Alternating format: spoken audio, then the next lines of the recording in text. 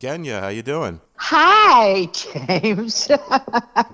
I'm good. How are you? I'm good. Where you at today? I'm upstate New York today. Yeah. Nice. Where are you? New Jersey? I used to be. I'm in North Myrtle Beach now. Where? Myrtle Beach? Yes, ma'am. Oh, nice. I was thinking about even moving there myself. Isn't that something? How do you like it? You like it? I love it. You do. And you're not tired of the heat all the time? I mean, you don't miss winters or snow or anything?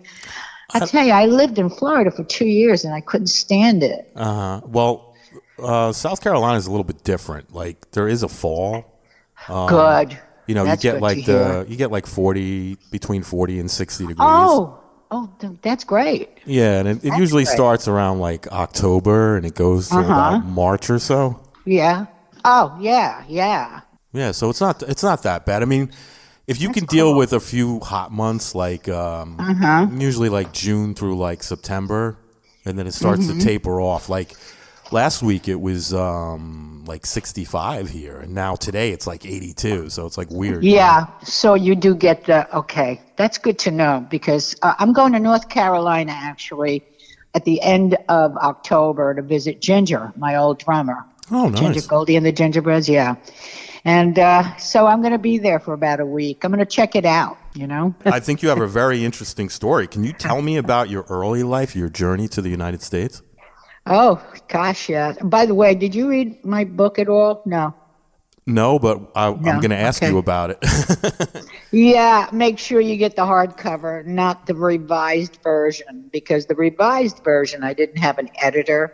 So I kind of like stuck stories in, but I don't like the way it looks. So Okay.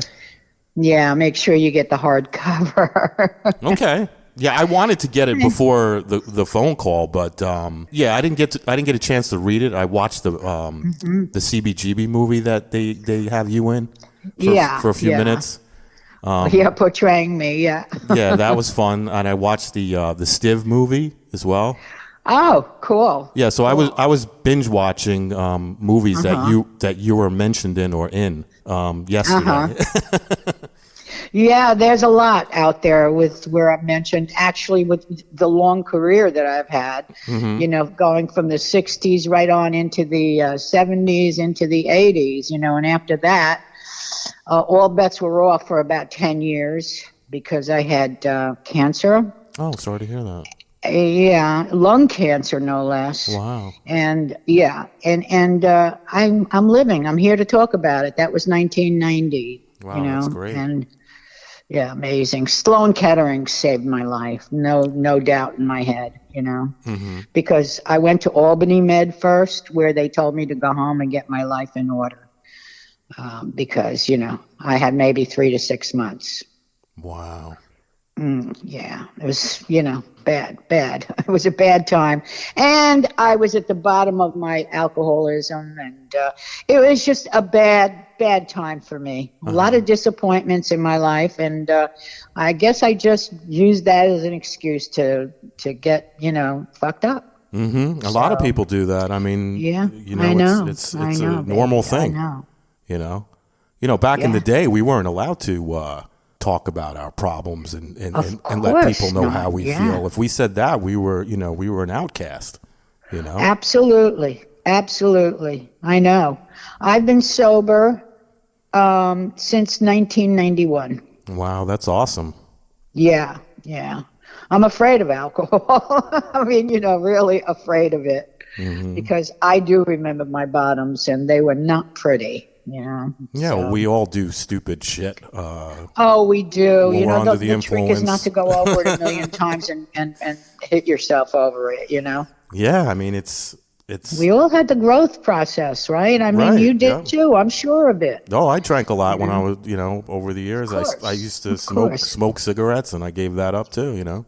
Good for you. And of course, that was the main reason. I mean, I think about it.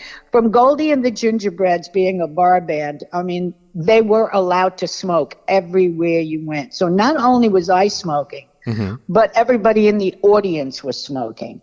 And you can imagine the breathing, like it was, we never stopped working. So, I mean, this was night after night after night. And then, of course, when I became a producer, I was calling the shots, so it got even worse. The cocaine did anyway.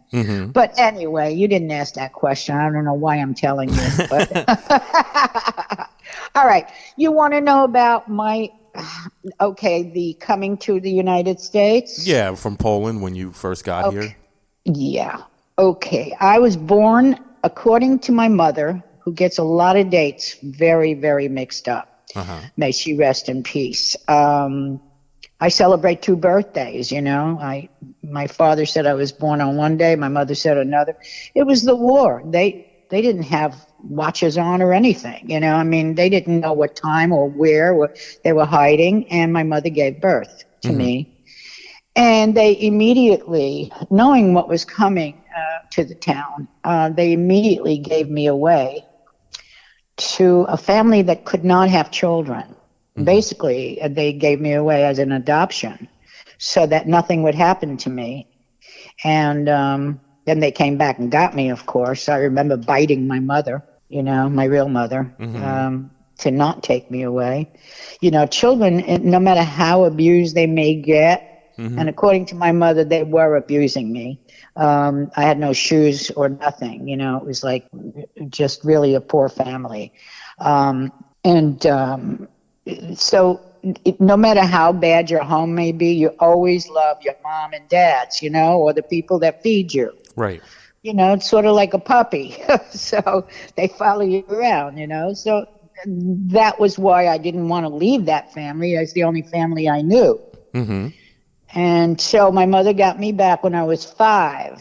I think it was when I was 5. I'm not sure. My father swears it didn't happen, and my mother knows it happened. So, it's really hard growing up this way. And picture this, the 70s, which was all about what sign are you, what day were you born, and this. So I used to walk around saying, yeah, my moon is up somebody's ass. We'll never know, That's funny. We'll never know what I am, but I chose to be my Aries. I like Aries, and it fits me the most, I think. So, which means the 19th. My father said I was born 20th, which changes. It becomes Taurus, I think. So, but anyway, that was a pet peeve of mine, but that should be my biggest problem, right? What sign am I? That's funny. So yeah, we come to the United States via trains, and when you read the book, you'll know, what we all went through. And when I think about it, my mother was in her 30s, okay, and that's a hell of a time to lose your family because they're Jewish, I mean, my father came from 9 brothers. My mother, her parents were, very elegant people, and they couldn't stand my father. And she told me the stories how he was a trombonik. That's what she called him. That means, like a pool playing Marlon Brando, the Wild Ones. That was my father. Right. But I took after him more than my mother. You think? My sister, may she rest in peace, she died about 4 years ago, was basically my mother, my sister, my friend. And I still reach for the phone to try to call her. It's just pathetic. I miss her so much. But not pathetic, we were close. She was, I really, really felt alone when she went. That was it, I'm sure. And so, moving right along, my mother was responsible, really, for getting me on stages. And she pushed me into beauty contests, no less. Okay. And I saw myself as a kid. I was not beautiful, And I said, why are you putting me on stage? And, I used to come in 3rd, 2nd, the Palisades Park, you've heard of it, right? Of course, Palisades that's right Park, near where I lived. The rides and everything. Yep, I grew up right near there. Yeah, they had beauty contests. Wow. And my mother used to enter me into it. My mother thought I walked on water, And she was very, very, both my parents were very what's the word I'm looking for? They wouldn't let me out. I couldn't even have friends. I mean, I was a prisoner, you know. They were so frightened of something happening to me that they just, it was crazy. It was crazy. But again, that's neither here nor there. That's nothing that, you know, I should probably not even be telling you all of this. But That is fine. You could say whatever you want. I'm all I ears. go on and on and on. And you got to stop me. Please, somebody stop me. No. We have an interesting story, so I'm taking it all in. You know, like. Oh yeah, it is interesting. I had a play running for a while off Broadway with a company that teaches productions and stuff. So, and the Times came and they loved it. They said they can't wait to see what happens to it. And then it's done. You know, now we're trying to get a documentary done. Got a few people looking to get interest in a documentary, which I think they better do soon. You know, my age is going. You know. Over the years, have you collected a lot of video footage for a documentary film? Do I have it? Yeah. No, not really. No. I mean, they'd have to talk to people like Keith Richards. They'd have to talk to people that I toured with. They'd have to, you know, they'd have to do some homework. Rivington Street, my old building where I grew up, is still standing there. It looks like a movie set because everything is new around it. Wow. Yeah, Rivington Street, which I wrote a song about. I don't know if you ever heard it. Yes, I've heard it. You did? Yeah, good.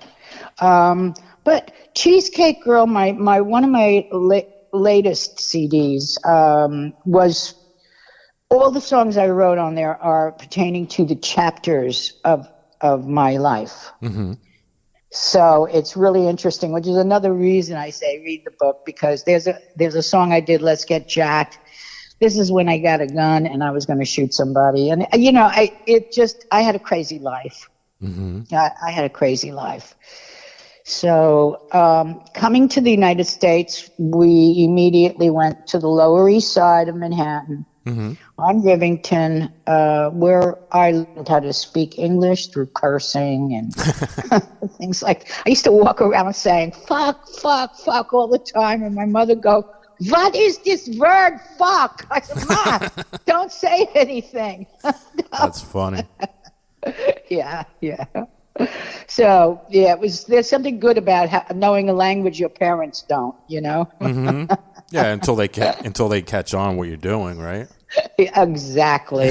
Oh my God. So, you know, it was a long road to jump on a Harley Davidson and move to California with a guy I had just picked up, you know. And you were married at the time, right? Yes. Wow. You know already? Yeah, you were married to, it was almost like an arranged marriage, like through your parents. An arranged marriage, yes. Rich they guy. loved him because he was Jewish. Yeah, but and rich. But you were into the bad boy. Oh, I was not into him. I never consummated the marriage, which is how I got an annulment.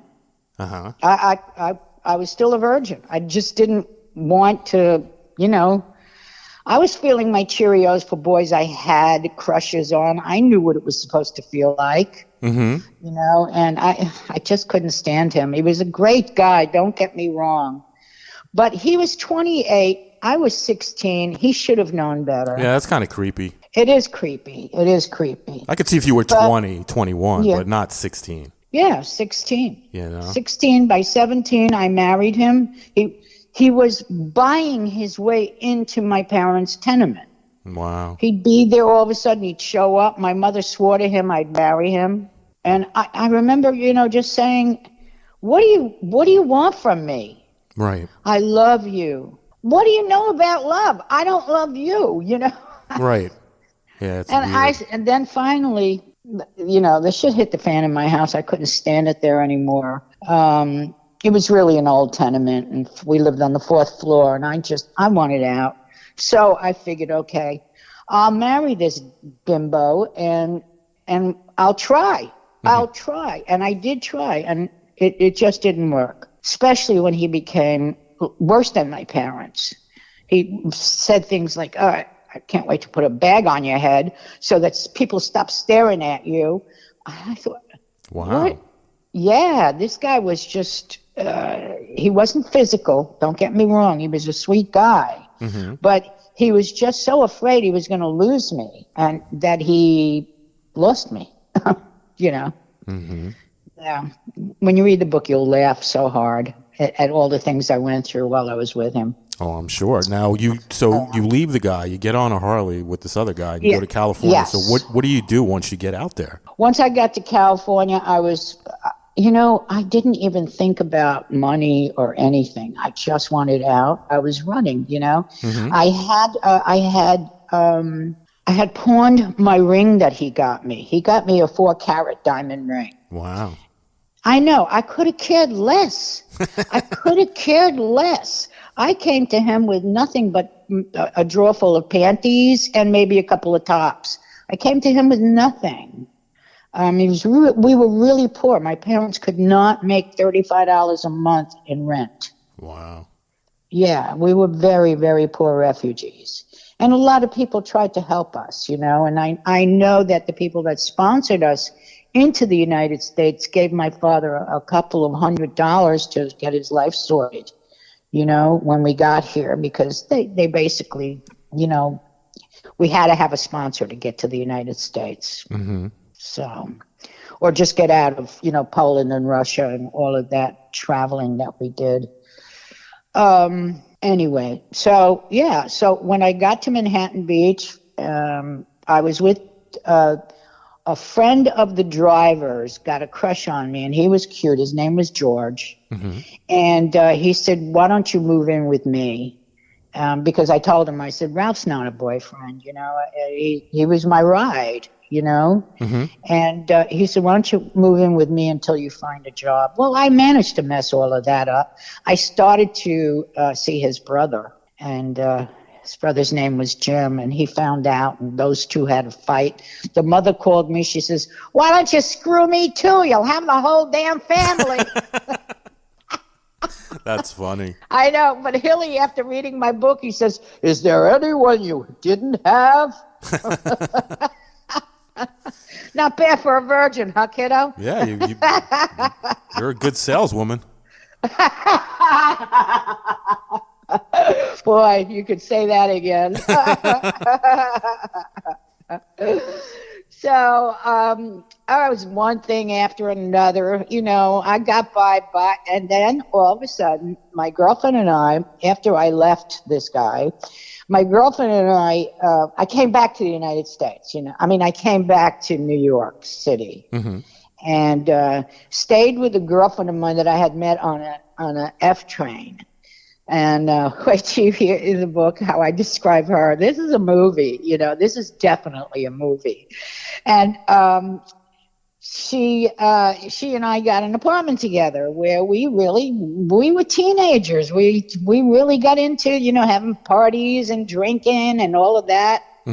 And I jumped up on stage in a bar with a group playing. Who was the group? A group called the Escorts, and they were doing all the doo-wop songs, which I grew up on. Nice. I grew up on the Catman, who played only R&B and doo-wop, and that was on Rivington Street. That's how I learned how to speak English, by the way. I told that to Ornette Coleman, and he said, that's why you've got great ears. He said you were learning English through music, and there's your tempo, Right. And, so he was right. I never even realized that. And, you want to hear something incredible? Sure. This gives me the chills while I'm telling you this. I was listening, when I was a kid, my favorite song was Lonely Nights by the Hearts. A chick group, the Hearts, not the male group. Okay. Lonely Nights. And the lead singer sometimes it was Baby Washington, but most of the time it was Louise Murray. Louise Murray is, even in my play, how important that song was to me. That song started me singing. It really did. That and of course Baby Washington with the time and all of that. That was my kind of music, and that's where I learned my music. So years later, I'm in touch with this guy. His name is Val and he owns like an oldies record store in Philly. Mm-hmm. And we befriended each other, and one thing led to another, and I told him Lonely Nights was my favorite. And he says, oh, I know Louise. And I went, get out of here. She's alive. I met her, and we're in touch. Wow. I am floored over that. That's great. Sammy, stop it. Oh, gosh.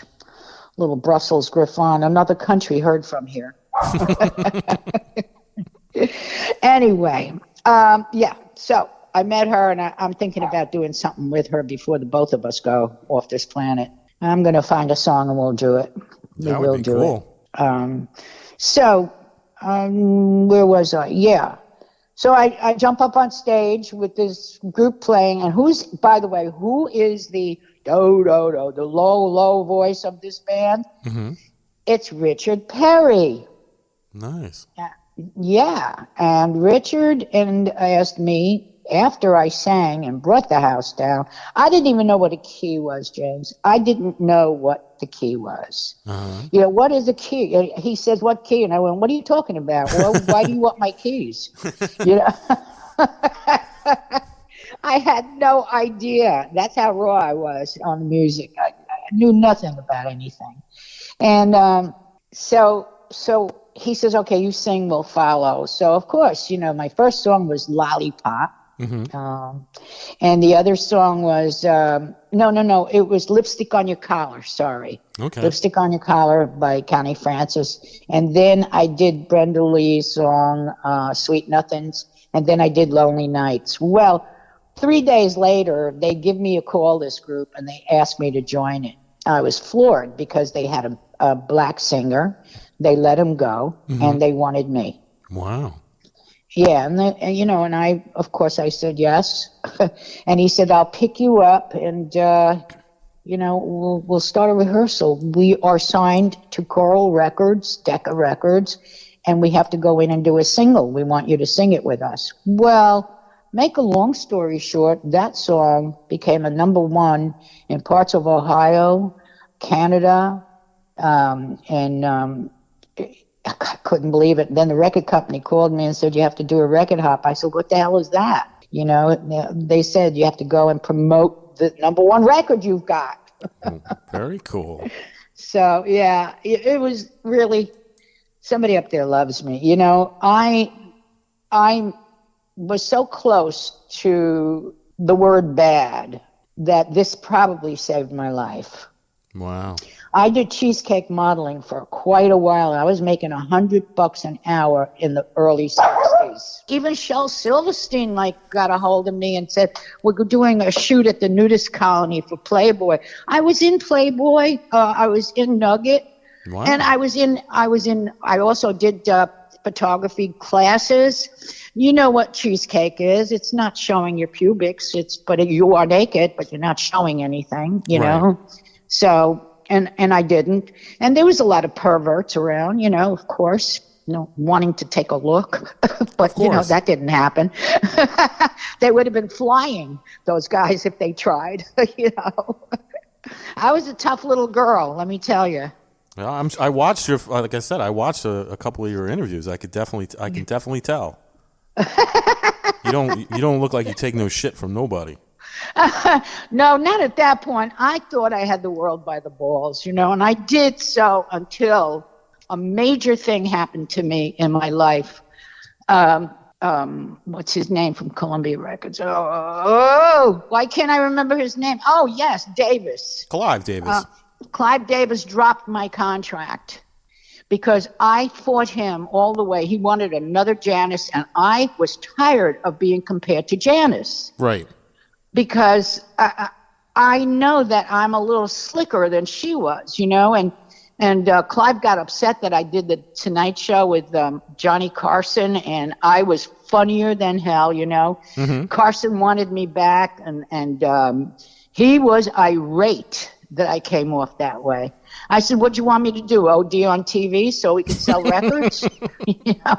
What'd you want me to do? So, yeah, he dropped my contract, and I think that got me started to a downhill place, until I picked myself up by the straps and said, fuck this.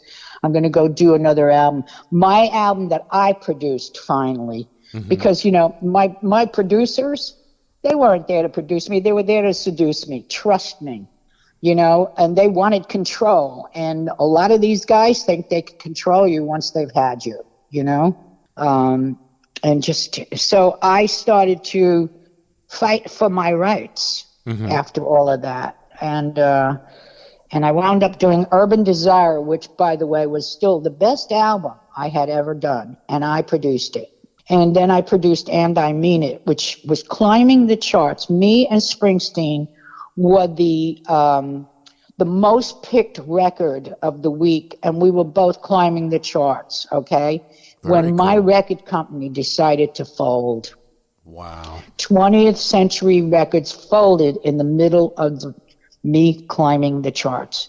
That just, that killed me. I said, that's it. No more for me. No more for me. That's it. And I started to produce other people. I got the Dead Boys. I got very tight with Hilly Crystal, and he totally trusted me with everything, and he said, I'd like you to produce some of the bands that I'm thinking about signing and maybe getting them a deal or something. I said, sure, but he never watched. He wasn't a businessman, he was not a businessman. He was just a great guy, which is fine with me. I stood by him through the whole thing. Anyway, so I've done a lot of groups for him. I also started my own label called Polish Records. Should have been called Cocaine Records. I did Ronnie Spector on that one. That was it's one of her best albums, may she rest in peace. And that's a long story with her too. That's a whole nother conversation. But anyway, so I did start producing a lot of the groups. They started to get deals. Like the Dead Boys got signed by Sire. Well, then they had somebody else walk in to do their next album. And I thought, Hilly, why didn't you fight for me? I'm the one that got them this hot record. Right. I'm the one that worked with them. And Cheetah wanted me to produce the next, but everybody started to get drunk on their own perfume. And they said, okay, let's get a name. So who'd they get? Felix Pappalardi. Felix Pappalardi. And it was a drug-infested production. That's what I think, and everybody came back and they were not controllable. I got them at an early time where they were so appreciative of me. Steve knew who I was. He had read about me in a lot of the teen papers when I had Goldie and the Gingerbreads. And they respected me, and no matter what I said, they'd go for it. They'd question it, but then they'd go for it because I'd say that's the way it is.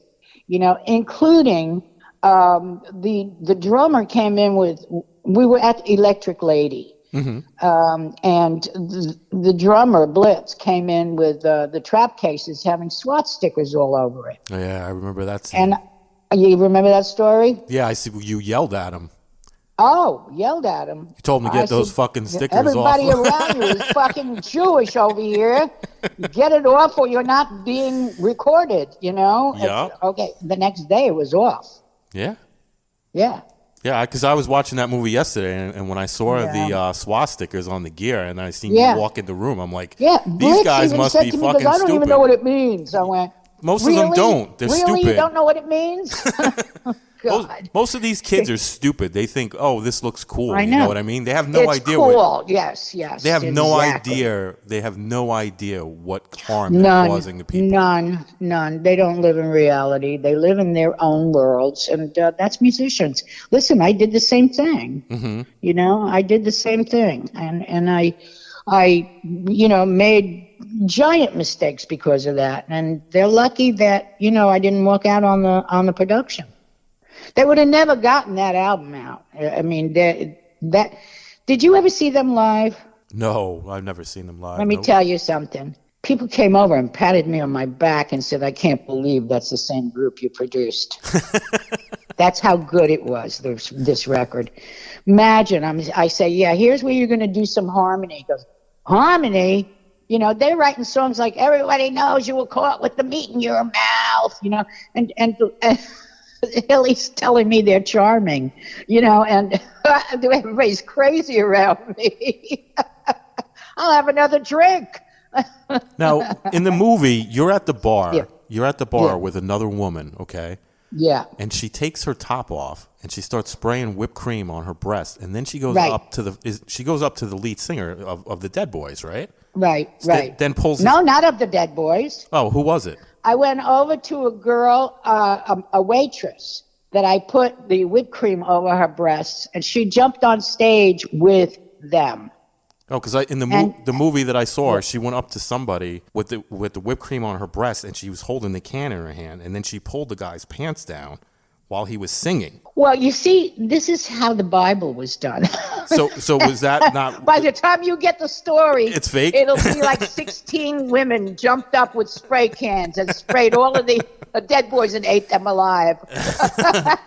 So that's not an accurate. That's not accurate. That's not accurate, no. Okay. I tell you, they may have gone a little nuts a day after or something, but that didn't happen when I was there, no. Oh, okay. I just wanted her to walk up there with the sprayed boobs. That was it. You know. How did you meet Hilly and the Dead Boys? I came in there. I was living on 57th Street, and a friend of mine said, "Hey, have you heard of CBGBs?" And I said, "No, what's going on?" This is after my record company closed and everything else, because I was being tapped by the police. My record company, like I said, should have been called Cocaine Records. It was terrible. My partner was a dealer. But anyway, I thought it was okay at the time. So I get a call from this guy, Terry, and he was my lawyer, too. He was a lawyer. And he said, "Have you been down to CBGB's?" I said, "No." He says, "You got to come." He says, it's a great place. They're playing, neighborhood music, and it's really good. Come on down. So he picks me up, and we go down by cab, and he introduces me to Hilly, and he goes, "Oh, I know you. You're a great singer." And I said, "Thank you," and that's how we got befriended. Nice. And then when he heard I was doing productions and I did, I had mentioned it also to him that I was doing productions for a lot of the Motown publishing and stuff like that. He goes, "Well, I would like it if you heard some of the bands that I like, and maybe we could do something together." And I went, "Fine." And I started to go down there. That's how we met. And he became one of my closest friends. Mm-hmm. We're not talking sex. We're not talking any of that. Just buddies. Friends. Just absolute good friend. Well, I wasn't used to that. I used to think, get it over with, Mm-hmm. And, but anyway, yeah, he became a solid good friend. And like I said, nothing he did to me was malicious. He just was not a businessman. He never signed a group. He put out money for groups and never signed them. Mm-hmm. Excuse me. Which I used to say to him, "What's wrong with you? Why aren't you setting up a little recording studio downstairs and keep these bands?" Blondie, all of them came through him. Talking Heads, right? Absolutely. Sting and the Police. Oh, I don't care. I'm not in it for the money. Well, hello, Hilly. I'm in it for the money. Yeah. And I still haven't seen a penny from the Dead Boys. Wow. Stop it. Yeah, he's got such a big mouth. Is he small? Like his mother. Is he small?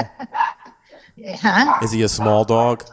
Yeah. Yeah, the small ones always have the biggest yap, Oh, my God. I'm closing the door here. I don't even want to hear him. He barks at a leaf falling, okay? I've never seen anything like it. I've had small dogs all my life. This one's got the biggest mouth. Yeah, most of the little ones He's a Brussels Griffon. Oh, nice. Yeah. So, where was we? We were talking about CBGBs. Did you ever perform there as an artist? Of course. Yeah, at least 3 times, yeah.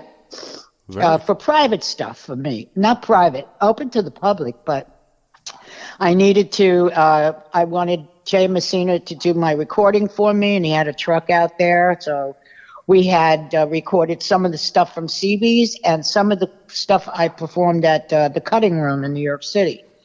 So that's how we did my live album, the CBGB's live album. Very cool. Yeah. If you don't have it, I could Dropbox it to you if you'd like. Yeah, that would be great. Okay, I'll send cool. that to you. You've played CBGB's, the Atlantic Pop Festival. You played Madison Square Garden twice and Carnegie Hall twice. What was those experiences like? Fabulous. I mean, how could it not be? It was wonderful. It was wonderful. With 10-wheel drive, I hadn't hit my alcoholism fully yet. Mm-hmm. So I was able to appreciate a lot more what we were doing, and it was amazing. The problem was that the second time we went to Carnegie Hall, we did something with the American Symphony. It was about Indians, okay? And we wanted to have that recorded, and Polydor refused. That was the biggest mistake that they made. That was an aria that was amazing. It was called Little Bighorn. And it was just the best music in the world, I'm telling you. That would have been huge for us. And when Polydor refused, and the president of the company's talking me into going solo, could you imagine? He should have just kept his mouth shut. If that was my label, I'd say, please don't make changes yet. Right. And that's what I'm thinking these days, I didn't stick around for the miracle. But he anyway, bad direction. And I'll never forget, Kushner asked me, can you take direction, Genya? I said, I've been taking direction all my fucking life. That's how I got to be who I am. The direction didn't let me go over the hump. I'd almost get there, and people come in and put their 2 cents into it. When I recorded Urban Desire, it was the best thing I did. Mm-hmm. I know what I want by now. I mean, I've been around long enough. Right. At that point, too. So anyway. Is there any? Look, I'm not blaming anybody, because my career, I would not give up anything. I'd give up only alcohol. Right. My career was good. Is there any place that you haven't played that you would have liked to? I played everywhere. I played the Stone Pony, too. I mean, I played Fillmore East, twice. We played the Fillmore East. We played the Fillmore West. Played the Whiskey. We played everywhere. I don't think there's one place that And then, don't forget, in England with Goldie and the Gingerbreads, we opened for the Stones, and we played everywhere, in England as well. Wow, and how many years were you with the Goldie and the Gingerbreads? That was my first group. That was from 1964 to 1968. Very cool. And you had a couple of hits with them, right? Yeah, Can't You Hear My Heartbeat was a hit for us in the UK. Mm-hmm. And then Herman's Hermits cut it, and they had a hit with it in the U.S. The only reason we even did that song, because it was so white, for me, I just like R&B so much more. And we were a better group than Can't You Hear My Heartbeat. Right. But anyway, that was coming up the charts again. And, basically we were ripped off for 2 years. Mike Jeffries, who went on to, you know who Mike Jeffries is? I've heard he went on, okay, he was the manager of Jimi Hendrix and the Animals, and that's how we went to England. He came into the Wagon Wheel where we were playing, and they flipped out, and next week he's got Eric Burdon there, he's got Chaz Chandler and Hilton Valentine, and they said, we're going to bring you to Europe and you're going to kill them, and that's what they did. And we toured with the Yardbirds, the Kinks, the Stones, the Hollies. We toured with everybody. We were always the hot seat, which meant, keeping the audience intact for the main artists. And because that's how strong we were, that we kept the audience. You don't get encores when you tour with the Stones. Mm-hmm. We did. That is very awesome. Now, over the years, you've appeared on several TV shows like the Mike Douglas Show, the Dick Cavett Show, the Tonight Show. Yeah. What were those experiences like? Fabulous. Those were great. And those people, they loved me, and I loved them back. For example, Johnny Carson wanted me back again, and my manager and Clive Davis said, absolutely not. I mean, they kind of like snipped my way to the road of TV, which would have been nice. They were talking about me hosting the goddamn show when at one point. Yeah, well, Johnny used to take a lot of vacations, and he used to have guest hosts all the time. He used to let Joan Rivers absolutely guest host the show. Absolutely, yes. So that would have been Bishop, Joey Bishop, and all of them. Yeah, I know. So that would have been cool for you. That would have been good exposure.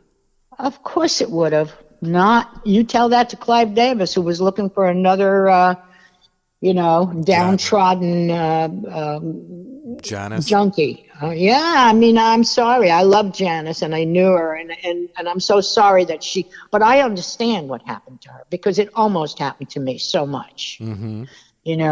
You're loved for an hour on stage, then you go to a lonely fucking hotel room, and you're totally alone. Mm-hmm.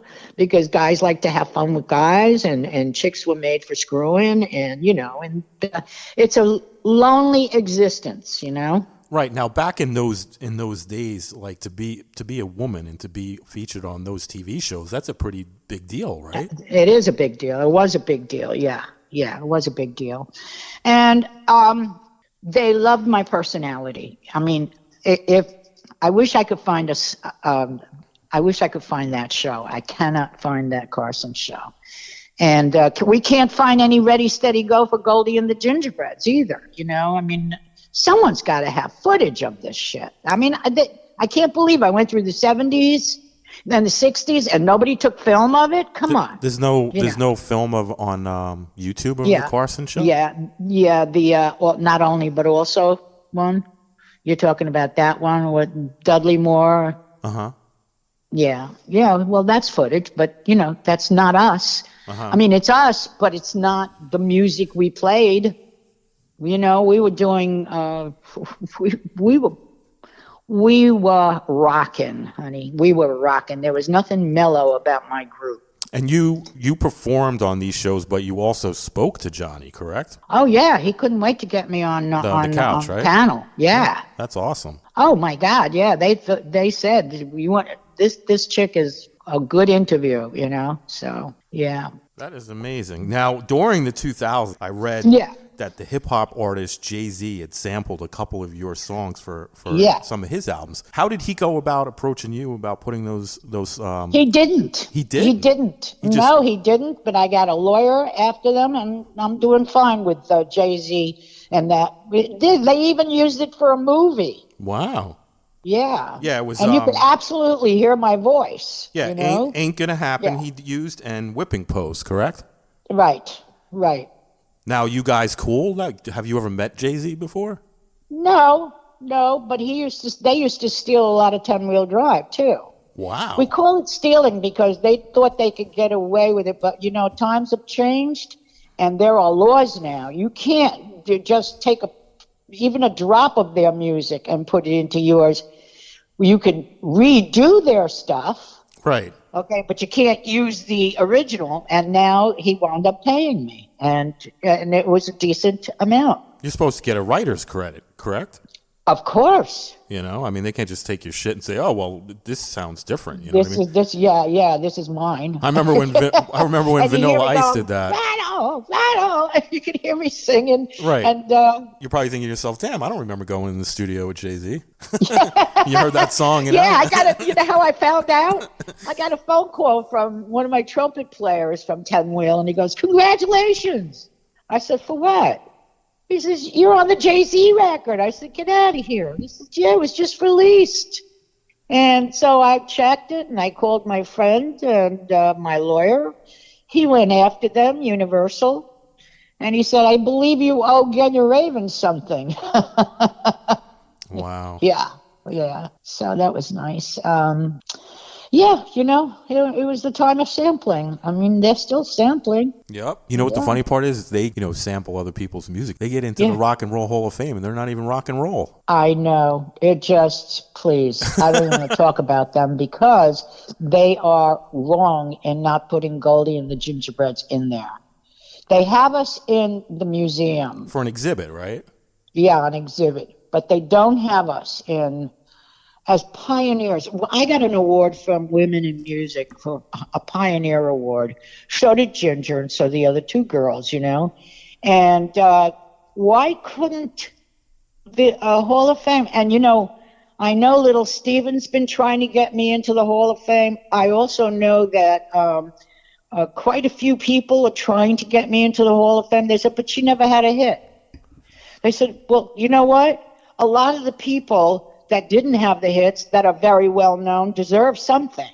Right. So think about it. Is there a pioneer maybe, But no, they're not doing any of that. So you just have an exhibit inside the Rock and Roll Hall of Fame for that's it. For Goldie and the Gingerbreads. Goldie and the Gingerbreads, yep.